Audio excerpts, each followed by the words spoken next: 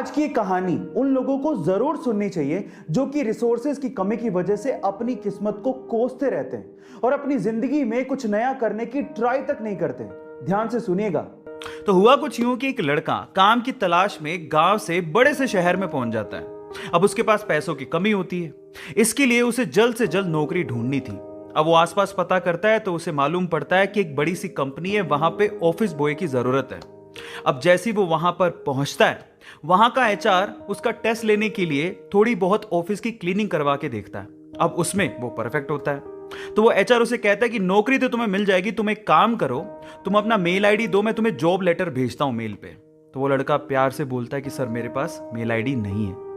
वो एचआर ये कहता है कि इस डिजिटल वर्ल्ड में जिसके पास खुद का मेल आईडी ही नहीं है वो एग्जिस्ट ही नहीं करता, और जो एग्जिस्ट ही नहीं करता मैं उसे नौकरी कैसे दूं? तुम यहां से जा सकते हो, मैं तुम्हें नौकरी नहीं दे सकता।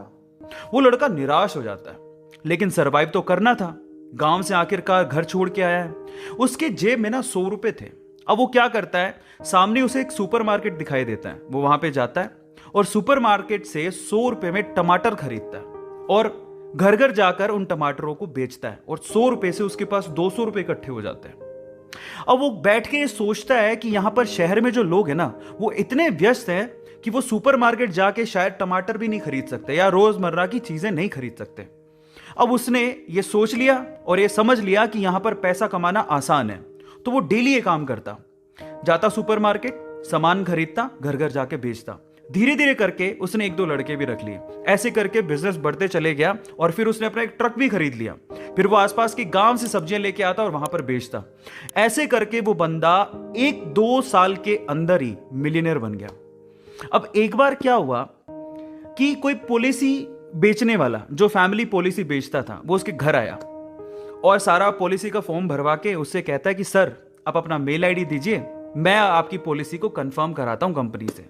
तो वो बंदा फिर से कहता है कि मेरे पास मेल आईडी तो नहीं है। तो वो पॉलिसी वाला जो पॉलिसी बेचने आया था, वो इस बंदे को कहता है कि सर इस डिजिटल वर्ल्ड में अगर आपके पास मेल आईडी होता तो आप कहां के कहां होते, आपका बिजनेस कहां का कहां पहुंच जाएगा, सर मेल आईडी तो रखिए। तो वो प्यार से जवाब देता है, वो कहता है कि अगर मेरे पास मेल आईडी होता ना तो आज मैं किसी बड़ी सी कंपनी में ऑफिस बॉय की नौकरी कर रहा होता। इसीलिए आपके पास अगर रिसोर्सेज नहीं है तो उसका रोना बंद करिए और आपके पास जो है उसकी कीमत को समझिए और वहीं से ही पैसे कमाने की और आगे बढ़ने की कोशिश करिए, रास्ता अपने आप मिलेगा। वो कहते हैं ना कि रखो भरोसा अपनी मेहनत पर, ना कि अपनी किस्मत पर। सपनों की तैयारी पूरी रखो और सफलता का स्वाद चखो।